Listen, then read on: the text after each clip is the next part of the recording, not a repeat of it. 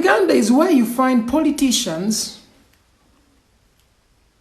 who are giving each other money in times like now. And people in Kampala, some people are not getting food. People are not working. People are starving. People are getting 15, 50 to 20 million. 50 to 20 million for what? In such times, in times like now. When I saw Bobiwine say he's taking back the money, I really expected him to do that. Because he's a smart man. He's not thinking about himself. He's thinking about many of you. We have a problem of politicians here. They are thinking about themselves. While people are suffering, can't find food. While people are in China, they are sleeping on streets. These people are sharing money. And most of us are just looking like as if there is nothing we can do. Oh, you know what? Guys, until we wake up and grow up as young people, because we are the ones here right now, we are the future of tomorrow. The future of tomorrow are sleeping dogs. We are not going to gain one single thing in our time on earth. I'm begging you to make sure this video is shared. Today we are talking about politicians. They come on the TV and laugh like there is something funny. There is nothing funny to laugh about.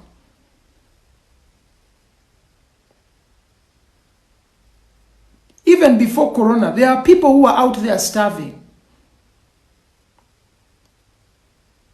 Now we have an issue and you are sharing money.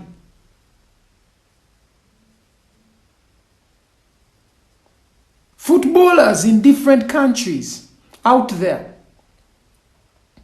are saying, but Sareko sent zigende ziyamba abantu. You want to sensitize people with that money. Sensitize who?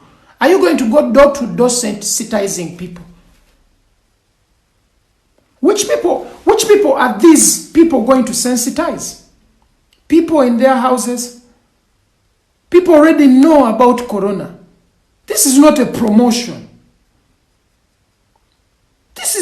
Corona is not a promotion. These politicians should understand. This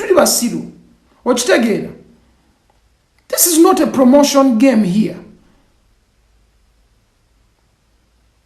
This may be a life of matter of death or life. And it's that kind of thing. But if you think about it, people know. So many people know. The people of the news are spreading the message on a daily basis. These people are trying to put up budgets. Busimanya, we need a couple of billions to make sure that the information is everywhere.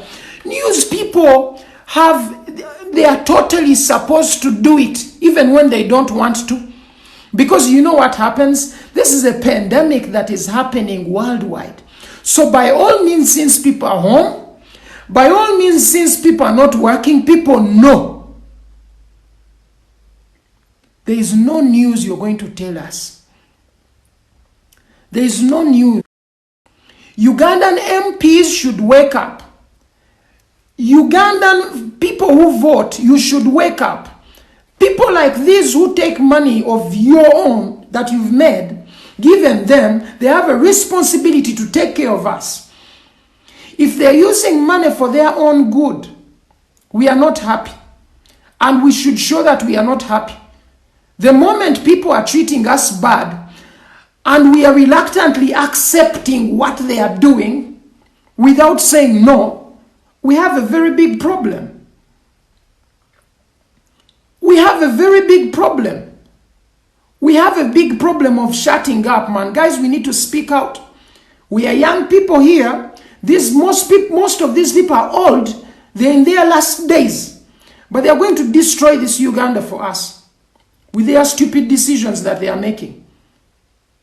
Most of the decisions are not well thought. Most of the things they are choosing to do are not well thought. They do not deserve a vote. I'm telling you, going into 2021, but some people don't deserve a vote. What are you thanking them for? For keeping you in poverty? For making people beg you money on the street? You think those people don't deserve better? Everyone is begging. You saw Kenzo Wanonga Woga na Simanya government, where are you? Why would he be crying to the government? You ask yourself. And what example does that show us? Tubizanyira muwano, but what example does that show? That nalyo bulungi akaba. Guys, we need to wake up. We don't have to accept these people to pass their laws that they want to pass like that, anyhow. We need to say stop. We need to say no. We need to say no. Because you're out there, you are eating, osobola okulya mani, waliwo abantu gwe njala beruma. It does not mean that other people are also having the same privilege you're having. They are not. People are going through stuff on a daily basis. Well, these politicians, but we talk one, maybe motoka yawe, ne batusindike bali, ngate bayina kukolera ffe. You are failing to make sure food reaches people in different places. Mugamba kati tumaliriza wano kati tujja jindi. You can't even do things in time. You cannot already do things in time. But you are ready to give each other money. You're already giving each other money. How do we gain? Let's be serious. How do we gain from this nonsense? How do we gain and what do we gain from this? Young people, I swear upon God, I am a funny guy. I could make jokes. But there is a time for jokes and there is a time for seriousness. Even if you met me like on the street, life is real. I have real problems as a man. And so do other people. I may not come here and enkaba ku internet. Ninange nine bizibu. Like I feel the pain of so many people out there. Do you know those kids who on the road they are trying to make ends meet? But you know what? What do you think they are doing right now? What do you think they are doing right now? Make sure if you're watching this, you're sharing this. We need every politician to see this. Ugandan politicians are heartless. Ugandan politicians don't care about you. They are not leaders. Most of them are politrickers. They are tricking you. It's called politricks. If they cared about you, they would care about your well-being. They would make sure everything is urgent about you. But they don't think it's urgent. They think them getting money, mbusimanya sensitizing. You sensitize who?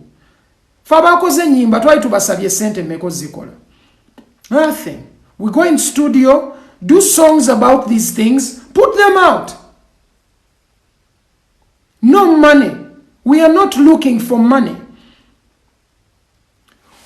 We are delivering a service to people through music.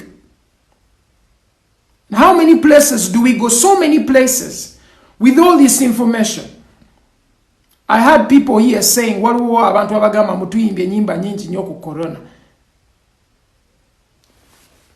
is trying to do that, to make sure that people know something about what is happening, you're doing a good job.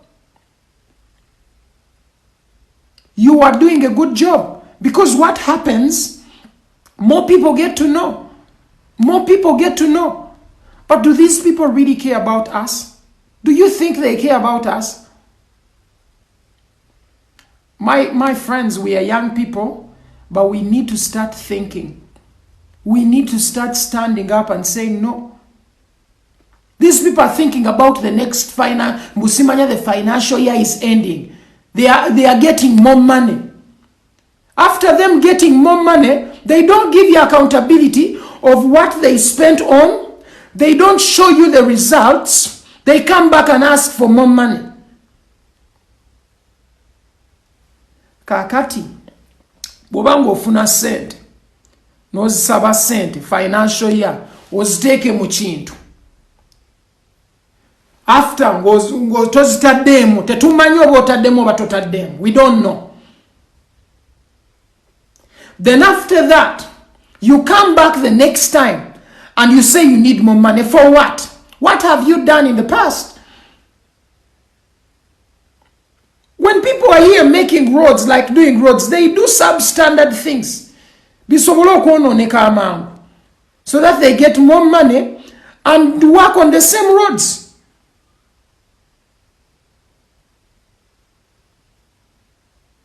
Why should we accept this nonsense? I am asking you a question. If you're watching this, if you're sharing this, why should we accept this? You give me one single reason if you have it. Why should we be sheep? Why should we follow people who are taking us astray? These people need to be asked questions. These people need to answer to us. They are our servants. Maybe they are the same people until you are in a car. They are the ones who knock the most people, I think, even in the whole of Uganda. Bavuga speed, they drive reckless because they have red number plates and all this kind of nonsense. But they are the ones who are supposed to keep law and order. They are the same people who are supposed to keep law and order. But they are the ones who break the law the most. They are the ones who bend the law the most. We need to make these people accountable. We need to stop sitting on our asses and take shit. People are doing bad by us and tuli wano tutunula. This is the same year. Bakwata abantu wano badde ba printing a sente nyingi ze batayina printing. They are printing more money than they should. Nebe kwata story where's your things disappear. You never hear them again. People still choga money. The things happen like that. You never hear them again. They sit back in the offices and someone says, "Oh, sorry.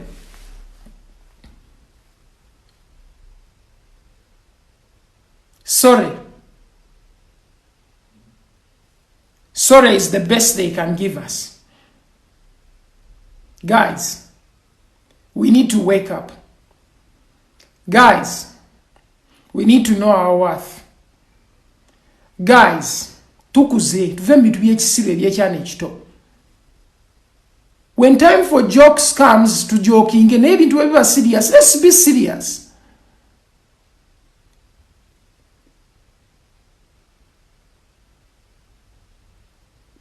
I am not blaming the president. I'm blaming everyone. Even you. Because most of us are seated. I'm blaming me. I'm blaming everyone. You're all involved. But something has to change when we are voting next year. We need to look at the people who made us hungry. They don't deserve places in the parliament. Because our biggest problem is politics. Our biggest problem in Africa is politics. Is the leaders. They are not doing right. They are not doing their job. But they want money. Hey, they want money.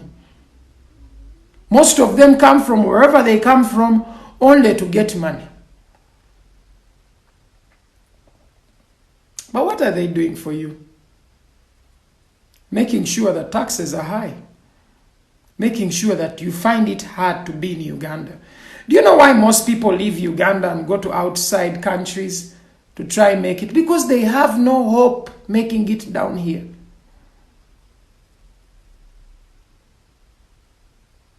They have no hope making it here.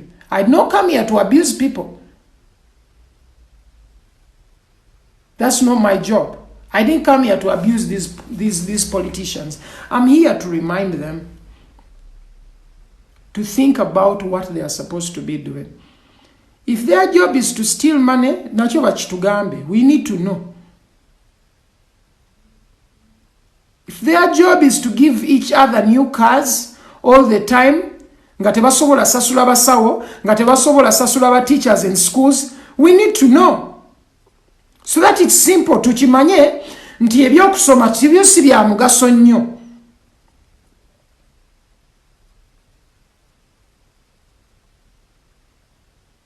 But what happens to a nation that is not educated? What do we gain from that? Chaos. Chaos. Lack of understanding. Tibagenda kukolako ebintu nga tomanyi nti babikolako. Because you don't know. Most of us don't know. We are followers, we are sheep. Why should we be sheep? For once, we need to leave the sheep mentality tugende twenonyeze. This is wrong. You're not accepting it. You're passing this money for what? Your MPs, bameka bemulabako. Bomalo balonda tebadda. Most of them don't come back to you. After being voted, they just disappear. Babereyo mamotoka gaabo with bodyguards everywhere. You don't see them again. They come once like it's Christmas every year. And that is when they want another vote. It's close to election time. They remember you. And you are also here voting the same people. You are very clever in opposite.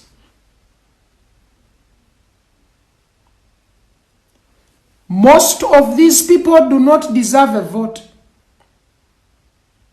People who are going to eat money in times of a pandemic don't deserve a vote. Because waliwo abafa enjala.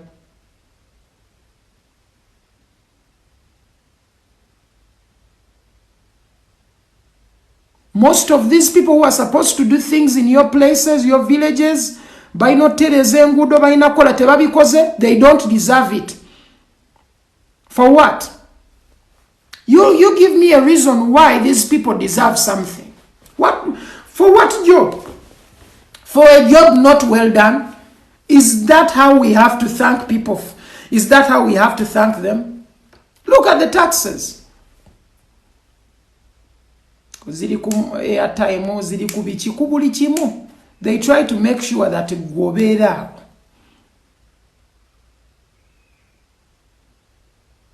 Gobetaga. Why should things be like this, and why should we accept them? Why should we accept such nonsense? Most of us are young, I'm telling you, but we're not going to build a good future for our kids because we've accepted so much nonsense. And for me, Bobiwine has not opened my eyes. It's not Bobiwine. It's a Bobiwine tanzibulanga maso. What Bobiwine is doing, everyone is supposed to be Bobiwine. What he talks about is reality. There is nothing, I've not heard anything bad from Bobiwine. He's standing for the pain of the people. Me, I'm not even political. I'm very concerned about policies. Very much. Doesn't matter if your people power nengo inebintu byokole byekidongo, I blast you. If you are NRM, you're doing nonsense, I blast you. And majority of the people who have kept us in such problems are NRM. Teribalala. Teribalala. I don't even expect any other people to be involved. Plus opposition leaders who are actually not opposition. What are you opposing? Most of the opposition leaders should be opposing laws that are passed that don't make sense to the nationals, you know?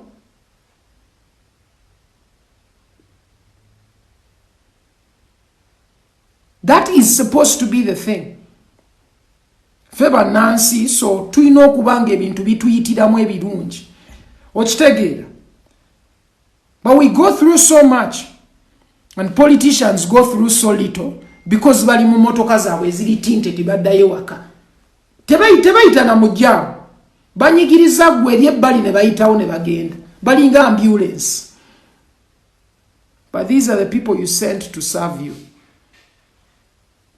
They take themselves nga abaakabye ennyo gwe ne bakutwala ng'omutono ennyo. And we sit here like as if everything is fine.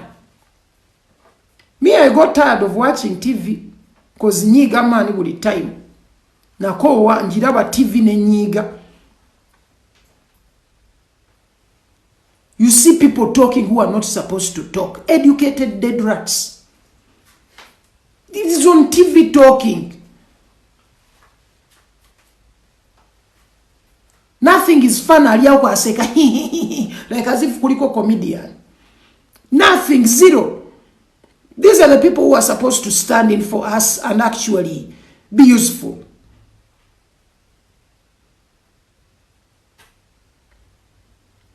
And someone here is talking about pastors. Most pastors are liars in Uganda. Majority of them. They're just a few people who really, and I'm telling you because my mom is also a pastor. I'm not here trying to disrespect pastors. But some of them are not real. How many people have they helped? Apart from them wanting mobile money. Nchimanyi temusaba nemuwereze mobile money. Watch.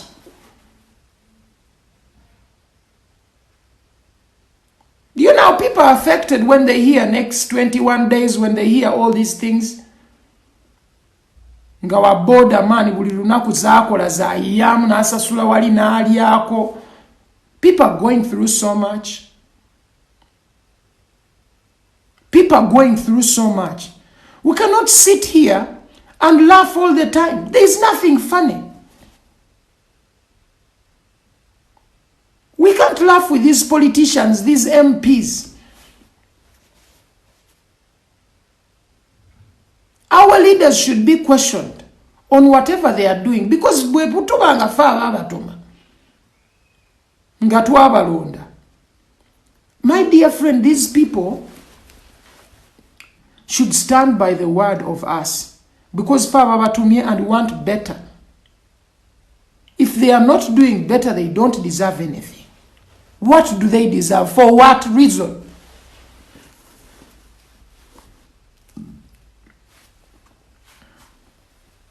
Bobiwine is out here trying to help people in China. He's putting in time. The government is there. Simanya, we are in talks. Which talks? We are making talks. For how long will you be making talks? Ngane mugabana sente zili physical.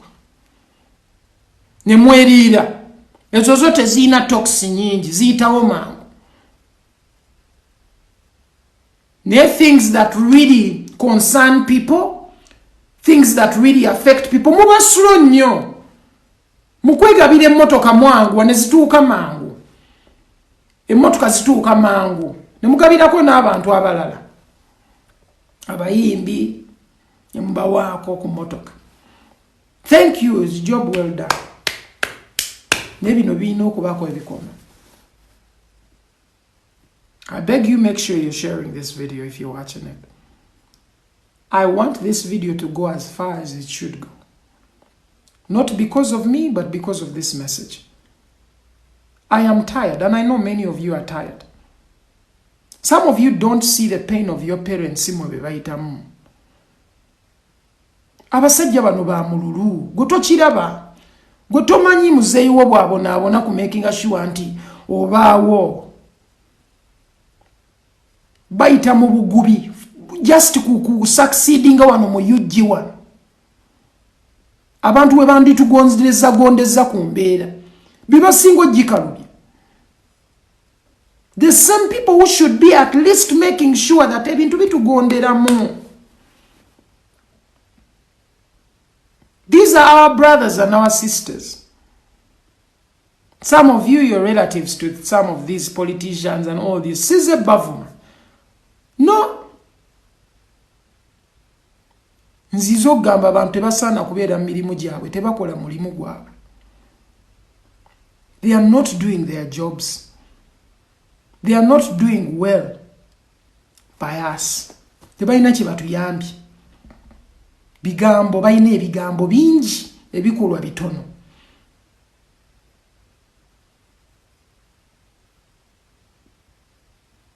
But we are very tired. Yes, we are tired to go here. But we need one thing. We need to be tired of being tired. Bolaba abantu ba ITC nga bagamba aba communication we need billions okusobola spreading this information. For what? But they want to put up billboards. Zani agendo ziraba nga abantu bali munju.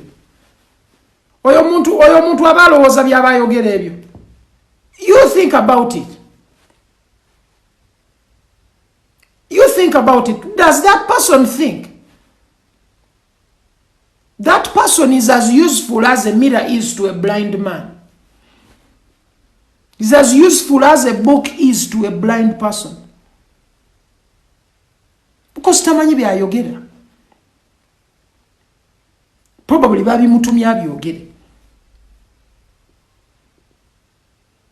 If this is how we are going to move, and we have leaders who come on TV to talk nonsense, netusirika netubalaba nga bali okwo banyumya ebibozibozi byabwe, netugamba easy. We are the problem. Ekyo nkikubuulira.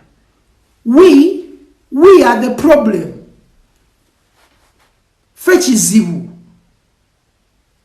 If we're going to look, omanyi, yes, abantu bayita mbizibu naye bano begabidde say yes, but they want to sensitize. Mugenda sensitizing door to door. Mujje mbuli nju ya muntu munnyonyole ku corona nga TV zikikolera bwerere, radio fa abayimbi twabiyimbiddeko ku bwerere. You want money? 20, 50 million? Nga nakawunga kabalemye tuusa mbifo ebimu n'ebijanjalo.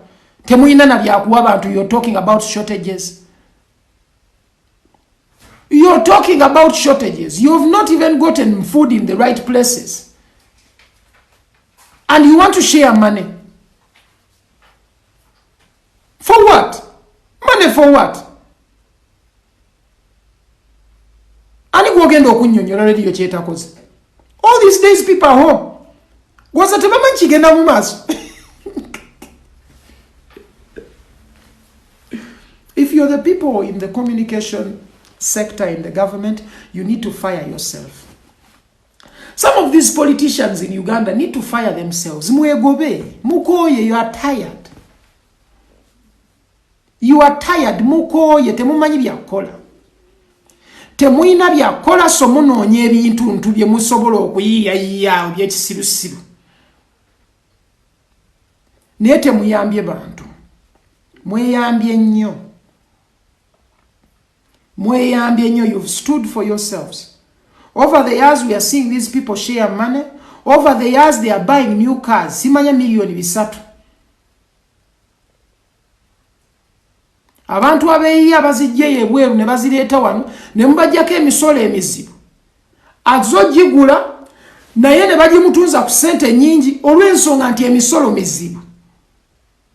Emmotoka kumpi etunde ssente zaagigula. What kind of nonsense is that? But all this is created by people who make policies. And until we start looking at these people seriously and tell them, guys, we do not want this nonsense. We do not want this. We need to stop praying and be action. We need to hold people accountable. Bino bitujja okuda mukama atuyambe, mukama ayamba beyamba bwotosi tuke wano. Ogambe mukulembezeewo akomewe waka abannyonnyole kiki abadde akola ebbanga lyonna.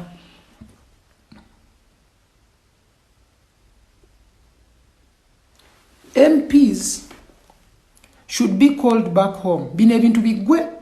I think it's very pivotal. Tubayite batubulire biki bye bakolayo.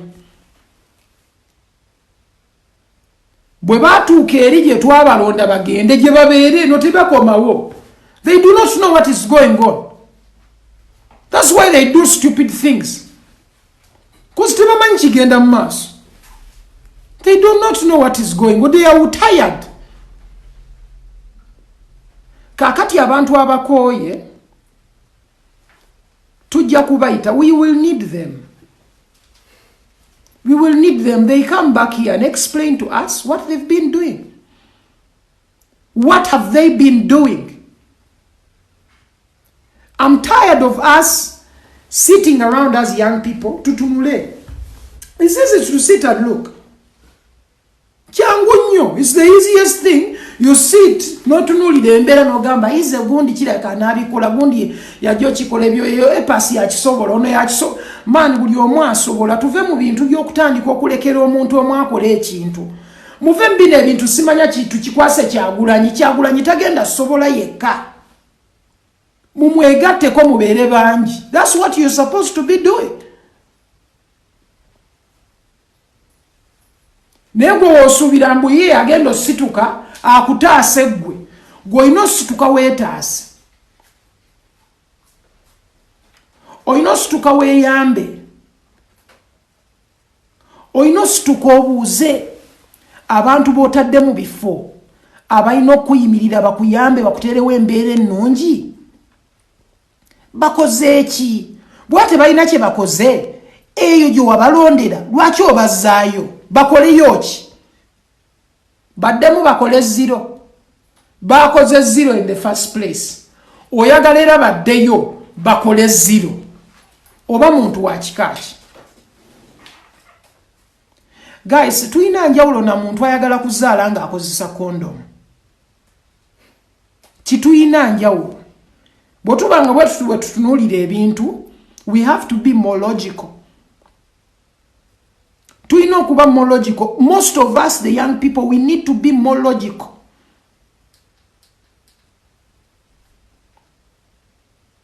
If a girl wants to get pregnant and she's using contraceptives, ayinza atya oddufuna?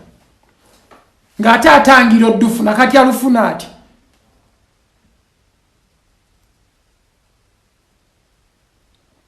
We need to be more realistic. We need to look at things directly. We need to stop being scared and tell these people that, guys, it's game over. Tukoye bino. Tukoye biri. We are seeing this is going on, but we are not happy.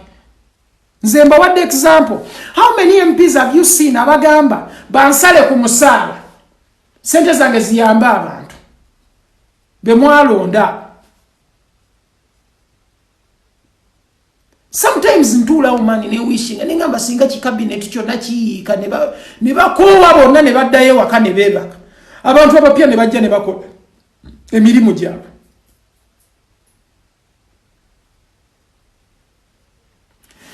This is a warning to people who are in church. Mwabasaba. Naffe tusaba. Abantu b'omu church tulaba ba politician bajja mu machachi gammwe babasaba obululu ne ba pastor bammwe. Ba pastor bammwe tebabaagaliza. Ba pastor bammwe abamu. Make sure you share this. I need most pastors to see this. Because muli bangi. Yes, so many pastors care about the money they get out of you. Ibye muuli musimanya sente zigenda wa Katonda teba kulimba teri sente egenda wa Katonda. Katonda takwata sente. Bameka basikoseza okuyamba abantu mu time eno. batono meka abafuddeyo. Politicians babeera wano ne batupromising a good life when we are alive. Pastor nakupromising a good life when you are dead. Okitegeera, we are in a big problem. Sitting wano ne tusinika ebinnyo wano ku internet wano. But we need to start using our platforms for serious things as well. There is time for joking, there is time for serious things. We need to think about that. Ugandan musicians, most of you mbalaba mubereyo ne musirika. Mulaba embeera ng'egenda mu maaso ne mugamba ize. Katubirekere gundi. So you mean you are not concerned? Tebibakwatako. Politics takwatako. Bino byonna tebibakwatako. Namwe muli ba sheep mugoberera herdsman oba shepherd. You're the mirror of the society. You have to talk about such things. You have to, by all means. You have to care for other people. Abantu bangi bali bubi in Uganda. You've not moved. Probably oli mu Kampala, golaba life yo nga bw'ogiraba. Toyina muka empathy konna gamba, man, abantu bali batya. Negwe olinda show yetuuka oyimbe. Negwe tomanyi mani muntu jajja sente mani n'obulumi bwayitamu okusobola gwe okujja ku supporting. Tobirowoozaako. Twagenda wano ku OTT March. Nga tulaba mani batunyigiriza. And this is not just about me, just about a few people who won that march. So many people said we can't join that, it's political. No, please. Let me tell you, every single person that is Ugandan is affected by politics. Because politics shapes policies that affect people who are in that particular country. That means you are affected by politics. That means you are involved. By all means. Oba tobyagala, oba obyagala, bikukwata nebikuvumbagatira by all means. So you could not sit around and say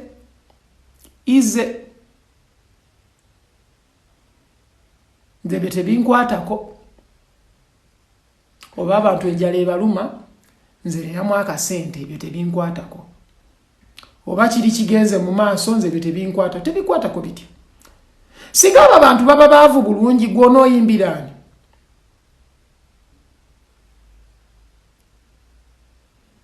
Who will you sing for? Guys, we need people. Everyone needs another person. That's why we need our brothers abali mu politics. But aniko tutunuulira. Okitegeera nga tebannabba ssente but aniko tutunuulira maani. Muno kwata sente zikozesa personal gundi zammwe. Kuwa baana bammwe scholarships kati bakyazigabira bantu ba bulijjo bazigabira baana baabwe. Okitegeera? Ogabira baana bo be baba bafuna scholarships abantu abalala tezibasaana. Really? If we don't stand and just look at things tutunule butunuzi tugambe ize nze kankubulira I have so much pain on a daily fucking basis because of the political state of Uganda. Too much. Sometimes man is nina obusungu bungi mbasagala na kujja kuno kwogera kubulira amazima. Sigamba njagala banteekeyo simanya mbeere nga mbako byenkola naye ndowooza abantu bangi abalina kye basobola okukola. There are so many people n'abaliyo bennyini singa baba nga bateekeddwa mu fix n'obagamba nti kino kirina kubeera bwe kiti, they will do what they have to do.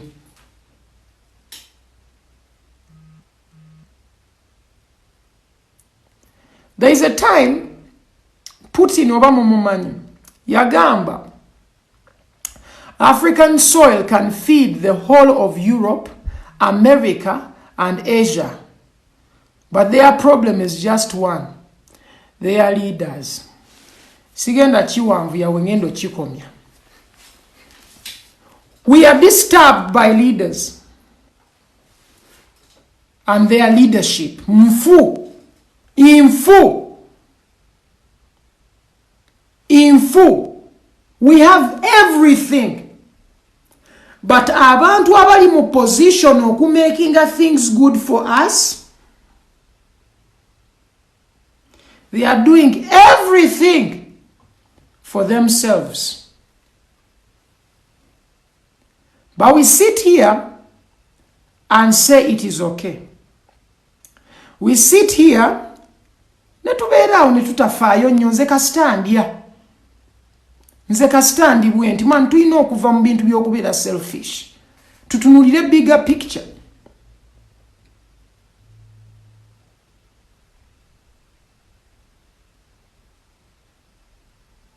We don't just need change, we need to rearrange. Buli kimu tulina kikyusa format. Tulina formatting a hard disk. Tuteekeko Windows omupya. Tulina formatting a disk tuteekeko Windows omupya. Mugabira abantu akajanjalo ebijanjalo ebibi. Akawunga kalinga chachu. Obulo gende mu abantu bachachu bagambe mutese. Tutandiko tesa n'abachachu kigwe.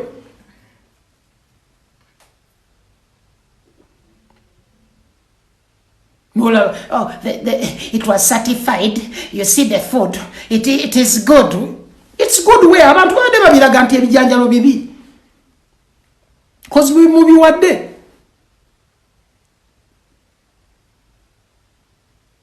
Man, we have to be tired of being tired. We need to speak out. We need to be open. We need to be transparent. And as I'm begging you guys, make sure you share this video with your friends. I want more people to see this video. Not for me, but for the message in it. I know many of you are tired, but you fail to speak out. Many of you are. Mwakowa.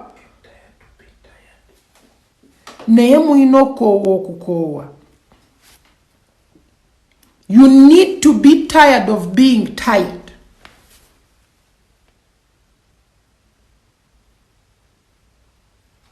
We need to make these people work for us. Yeah, na politician yaddako we don't care. I know kubanga akolera fair. Kutereza mbeera ya fair. Ogenda mu nseze endala man, balina structure. Ubagezaako okumakinga sure nti abantu bali bulungi. Wano ba making sure nti obeera mwavu nga bwe kirina okukoma. Nti balina kugabira kawunga na bijanjalo.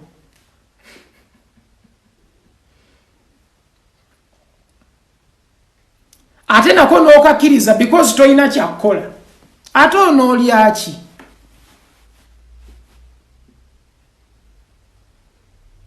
Onoolya ki? Ng'okkakkana kawunga n'ebijanjalo ng'olya. Ne bakuwa akawunga kalinga chachu. Naye n'oguma n'olya ebyo.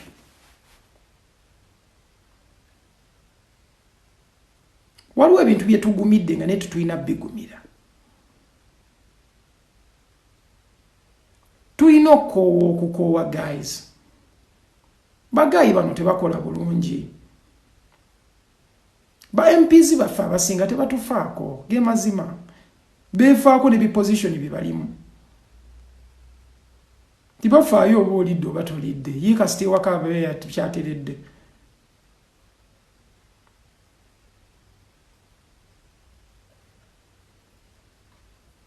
These organizations za government zikyasinze n'okulwawo okusasula abantu zisasula leeti niye bo nga beewa ssente zanguwa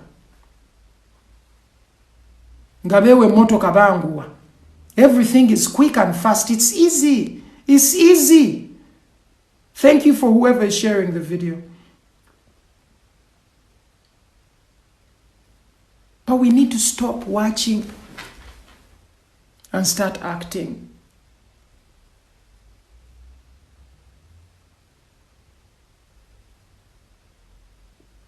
Pandemic nga zino. What is going on? Company makers olabye zivuddeyo nezisala ku sente zengeri gye zikolamu ebintu. Telecom companies, where are they? Where are they in this thing? Mukukendeereza ku bantu ku data. Because people are home. Where are they? Where are they? You know? Probably some countries, they are giving people free data every day. Free water, free electricity. Ne wano ino bisasulire ebintu byonna. Ba MP baffe tebannaba kugenda kuteesa gamba bannanga abantu waki tukole tubayamba mu ngeri eno oba bweti. Where are these MPs? Nati bebe bakola mu biteeso.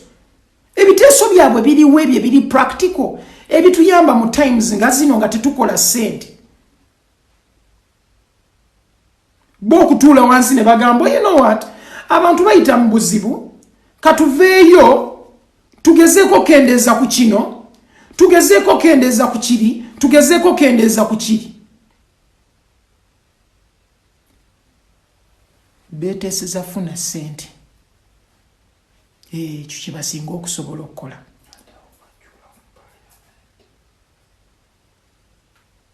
Ate nga bafuna eza buli mwezi. Zina okujja nno mu buli mwezi as a must. Money has to be wired. How many of them have said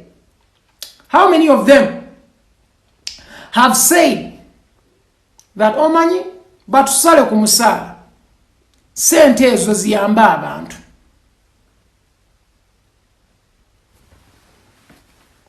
Naye olaba abazanyi b'akapiira bali mugamba katuyamba abantu bali obweru, they are trying their best. Some of us twakoze ku nyimba tusobola okumanyisa abantu ekigenda maaso oba kitegeera. Naye abantu abali mu positions zino ez'okuyamba abantu, they have not done anything. Okitegeera, they have not done much. Naye bwe tunaatuula awo as young people tutandika okutunula obutunuzi and watch things. Tubeerawo nga tuli mbintu bya kusinika mannyo buli lunaku. Titugenda funamu.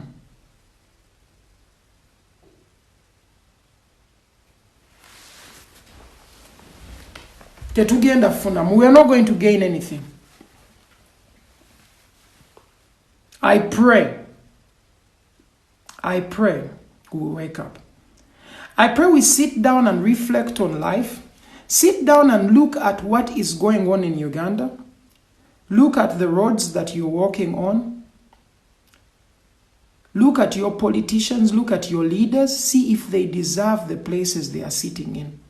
If they don't deserve them, tell them no.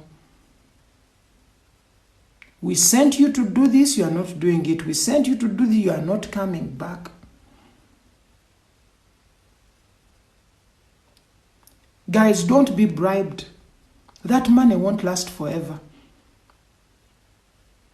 Always have this in mind. Legacy over currency. Think about your legacy. Don't think about the now currency. Because bajja kuwa sente and all these things. But ate legacy egenda kubeera nga ate eyingiriddwa. Let's think more. Let's be wise. You know, let's be wise. We are better than these guys. We are better than this. We need to stop allowing nonsense to happen. We need to stop allowing certain things to to happen.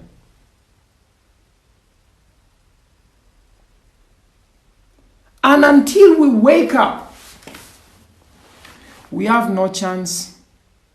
We are the young people, we are the leaders of tomorrow. By all means, bano bajja kuvaawo. Naye bwe tuba nga tukkiriza ebintu bwe biti eby'ekidongodongo nga bigenda mu maaso nga tetubagambako.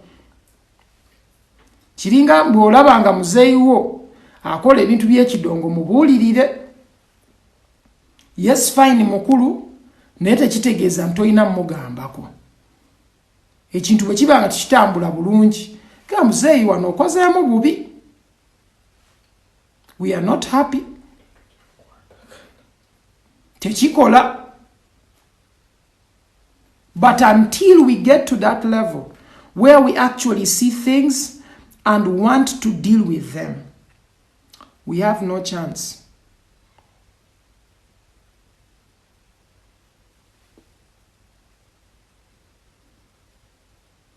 We have no chance. So I'm begging you guys, share the video. Make sure so many people see this. Make sure your MP can see this as well. But tujeke ebintu bya by'ekidongodongo.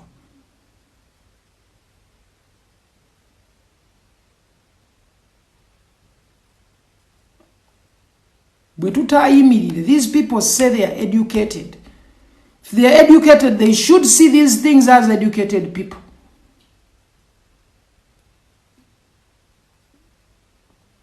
The educated that they are,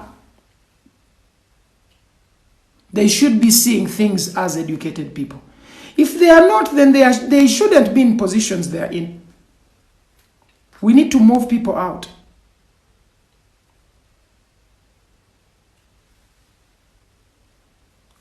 I want to read this comment. I think I like to respond to people. Someone here is saying, nothing is free. Stop asking for free electricity. You need food to survive. Stop being greedy and think you should benefit from the tragedy that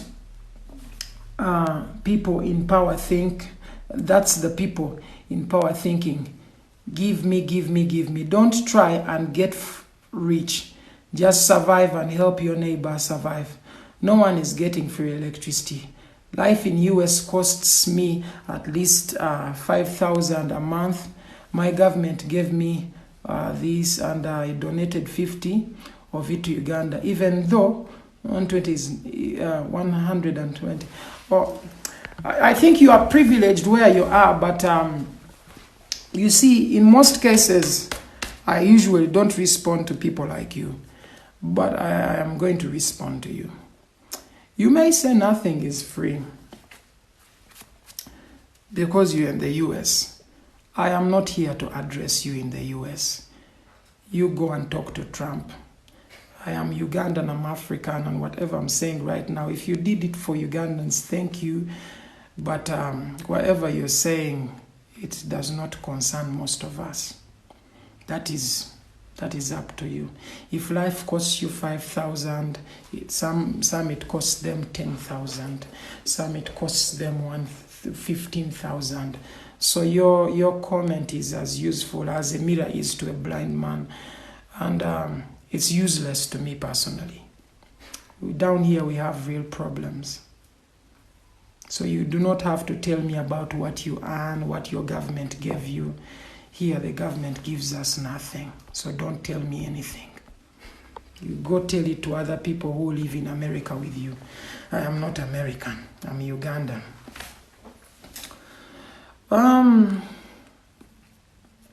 People need free electricity in times like now. It's ours. That electricity is ours.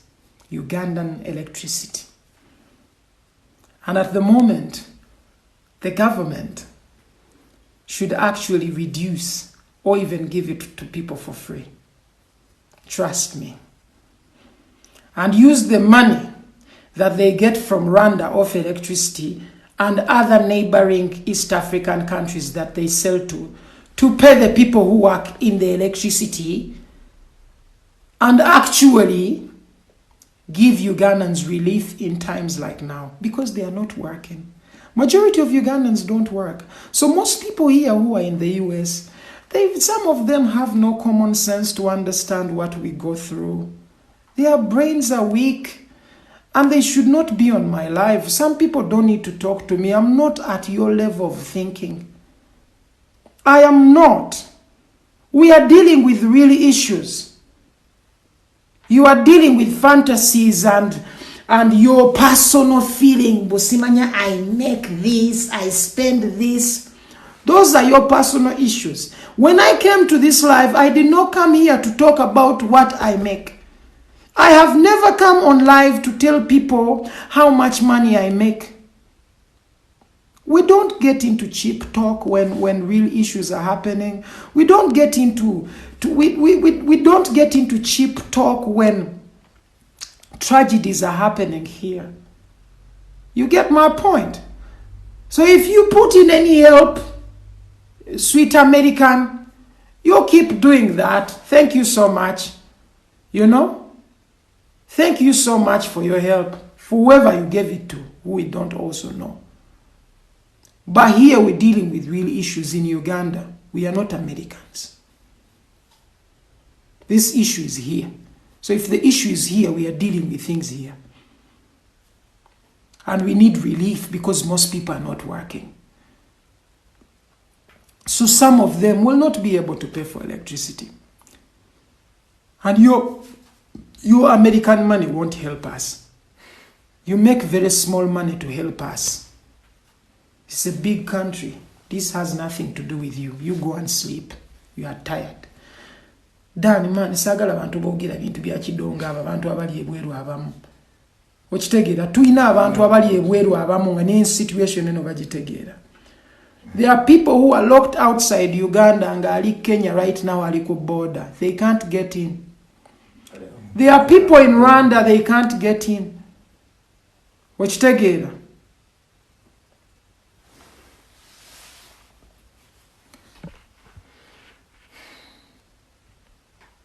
You get.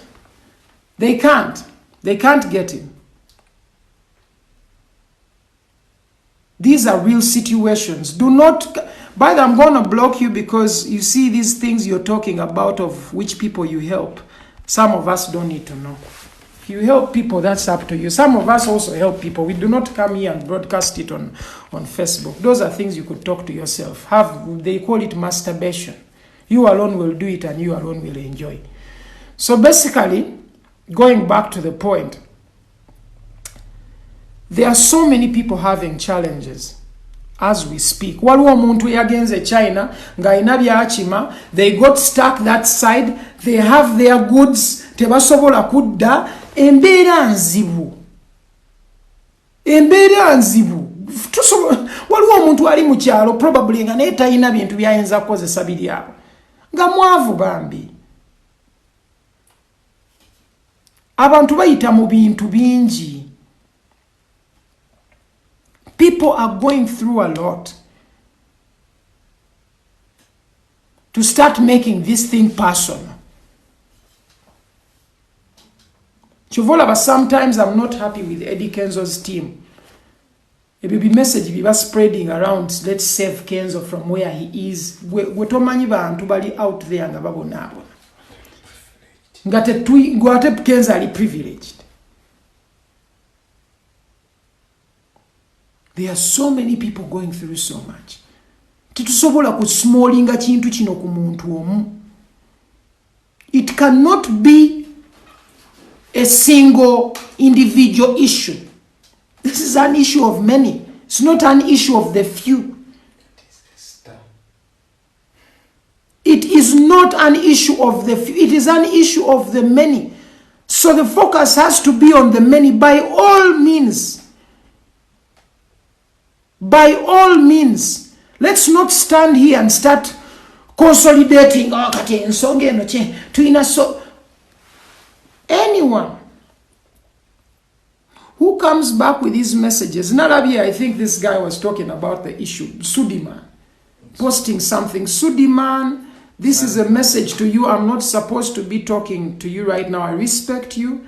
But I think as a message is spreading, as a muzikomye mubeko mukomye ebintu ebyo. There are real issues happening here. Don't talk about Eddie Kenzo. He's out there spending, see, I can be $100, $300 per night, per day.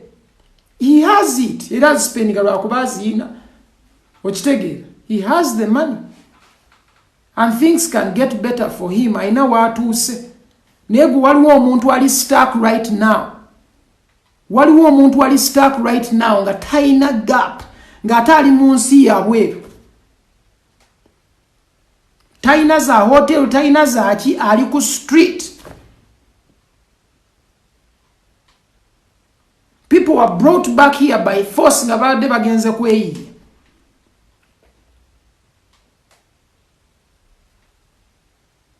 Some people were stuck here nga bava bweru nga naye nabo bali wano nga tewali kyalika sente talinawo mikwano yajja kutuwalinga Uganda embiringi neegaga.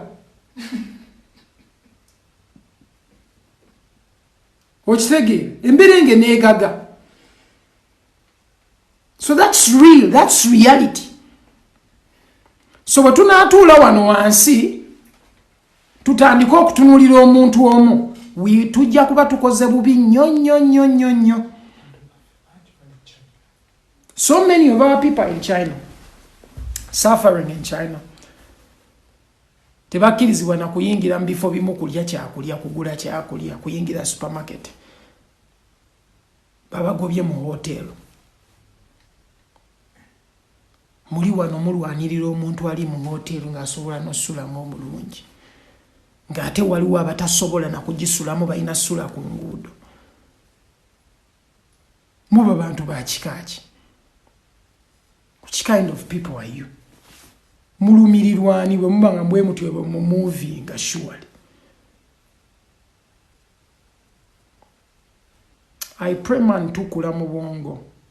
Nze mbasaba busabi sibavuma size wano kujerega muntu yadde nogo. Let's be more mature. Let's be more reasonable. Let's be more caring. Let's be more empathetic. Empathy means okutunulira side ya munno notatunulira iyo yokka. Gwosobola otunulira iyo lwakuba oli bulungi naye waliwo ali obubi.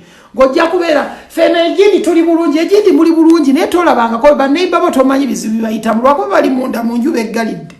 Banywa amazzi tebalina yadde ekyokulya. Because you don't know does not mean something is not going on. Because you are not told does not mean it's not happening. So many things are happening without your knowledge. You've not noticed. Because you're blind to them, you do not know that it's going on. So I'm begging you guys, share the message that I'm putting up today. And make sure, guys, you're vigilant. Talk to your politicians, guys. Temutuula obatunulira. Fena man tubeera nange kenyini man. Ino okweyimirira man. Tutandika okusituka abantu tubabuuza ebibuuzo. Yes, tumanyi office zaabwe bwe batuula tubanoonye bajje batubuulire. Bajja kutubuulira, bajja kutunnyonnyola. Bajja kutunnyonnyola because bwe tunaatuula wano tufena tutunule butunuzi. Kubakoze bwe bati ize. Bakoze bwe bati ize. Bateesezza kiri ize. Katonda ajja tuyamba. Katonda tagenda kuyamba gwe. But this is a test from God. Don't be funny. Don't be funny. But you know, no test ya Katonda. Goloza Katonda ino obudde wa testing egwe. Omanya abantu abafudde corona nga basaba Katonda buli lunaku. Omanya badde basabira abantu baabwe Italy oba mu bifo ebyo byonna nga bagamba mama wange aleme faida nafa. Goloza Katonda tabaagala. Life is real, guys. Nebo bangu osaba buli lunaku ze mama wange pastor. Njagala ekyo mukimanye. Naye bwe nnyimirira ku wakaza usine ne mbuuka ku kizimbe n'engwa wansi. Ne bw'asaba essaala okuva leero paka omwaka gugwako mba waakufa. Mba waakufa lwaki lwakuba life is real. Bw'obanga wasomako Bible, Jesus once was told by Satan, this I was talking to my dad. Nangamba, in the Bible, Jesus, Satan yagamba Jesus. Ingeri gyogambye oli mwana wa Katonda. Yambuka eri waggulu ku lusozi oveeyo ogwe. Katonda ajjatuma bamalayika bakubake. Yesu mwana wa Katonda n'engeri gy'omusaba gwe. Akuwe ssente ng'oli mu buliri weebase. Olowooza yakikola. Jesus did not do that. He didn't. Because he knew if he jumped, he would die. That's the reality. Because he was in human shape. He was just like a normal human being. He was just a normal human being. He was sent in human flesh. So in human flesh, things will happen to you. Don't expect a miracle. You have to stand and make things happen. Sikuddawo musimanye enjiri egenda ku enjiri tereeta ssente mu nsawo yo. Gwe genda okole night prayer osabe buli lunaku nga togenda ku mulimu olinde ssente. Buli kaseera k'ofuna okomawo waka n'olinda ssente. You have to wake up and make things happen. You have to wake up and make people accountable. Wawo omusajja akuzimbira enju olina okujja n'ogimonitaringa. Bw'ogimonitaringa enju n'olaba by'akola tebabba musenyu tekiri bw'ekiti tekiri buli kimu n'okimonitaringa paka enju yo bw'ekola ki. Bw'otabikola gwe babba. So the politicians need to be monitored.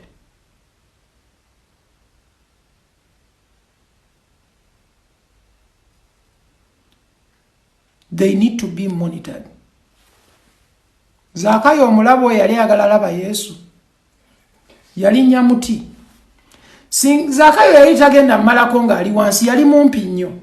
So he had to do something. Yebereramu. Nali nnyo muti nayambuka eri waggulu. Era akayimba mukamanyi Zakayo muwoza, Zakayo muwoza, ali ku muti, okulaba ku Yesu, omulokozi. He had to climb up. Yatula wansi. Teyandi mulabya. So guys, ebintu ebimu tubirabe nga bwe biri. Tuve mu kutandika okulowooza mbu waliwo ebintu ebigenda happening nga tetutaddemu action. Omanyi lwaki abantu bagamba actions speak louder than words? Tusobola okwogera man, tusobola okwogera. Naye tulina okubeera nga at least tubaako kye tukola. And to even conclude this man, abavubuka tetunyooma mirimu. Baako kyoyiya. Fe twayingira mu music man nga tosuubiramu na kintu. Nova ku university n'ogamba ngenda ku joining a music, it's what I'm going to do. Ne faith, but at least putting in hard work. Totuddawo gamba bugambi, gundi ajja kunyamba, gundi ajja kunyamba. Luli nalaba Pastor Mondo. He was talking about people abagala abakazi ababeera ku church nga baagala omwami. Nenga asiba ku church buli saawa asaba yagala omwami awunya. Mwami kyagenda okutwala nga owunya. Owunye kala lume. Who would want that, to be honest? Yes osaba, yes kyoyagala okyagala. Naye ebikolwa byo tebiyamba muntu kubeera attracted to you. Kulabamu anything. Kulabamu anything. Why would people see that? People will see that because people are people, man. Tulaba ebintu tubirabanga bya ddala. The moment we don't look at things mu ngeri eyo, tuvaako man. Tuvaako, tetukiraba naye tuvaako. Ze nina emyaka 3 ndi mukulu wammwe abamu ku mmwe. Aga 3 bweddu. Era tunaatera okwongerako emyaka emirala December 21st ejja. Naye time yange ngispendinga nnyo okutegeera abantu kozi nkolera mmwe sijjangako mweno industry kukima sente era nze mukama yangabirira nammwe abamu kumwe abansupportingako but I put in all my effort for the music because mufaako ye music naye engeri gye njagala nnyo music ne music nange anjagadde I've taken care of the music so music has taken care of me. You have to take care of something for that something to take care of you. Let's take care of these politicians you're back correcting basobolo taking care for us because gwe mulimo gwawe. Let's put them to work.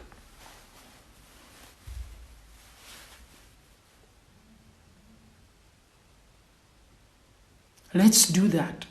That is what we are supposed to do.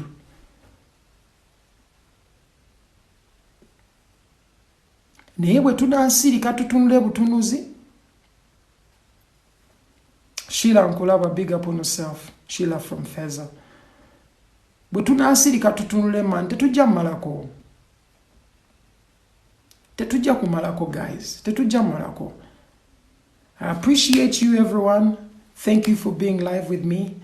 Please share the video as much as you can. Much love and respect. And take care of yourselves. Time sinungi. But njalo bajukiza one thing you have to do. Liya kuntanga uzi kumacha. Funa kunimu yoji kamulire muchayi wote ekemu. Gezako kwe wala sukali. I know most of you love sugar so much. But it's one of the main causes of diabetes. Ebintu bino tubyagala ebimu nesi birungi to our bodies. Liya kumanga. Liya ku ebyo bintu ebiri natural. Ebiri okay. Let's boost our immune systems mu time ngeno because immune systems are zitulwanirira. Our systems will fight for us. Kuvanga tukyali baana bato tuwonye ebirwadde bingi lwakuba emibiri gyaffe migumu. Tugumye emibiri gyaffe. In times like now, stay blessed guys. Love you all. It has been APPAS, the teacher. Big up on yourself. Much love and respect. Make sure you share this with everyone. Bagalanyo.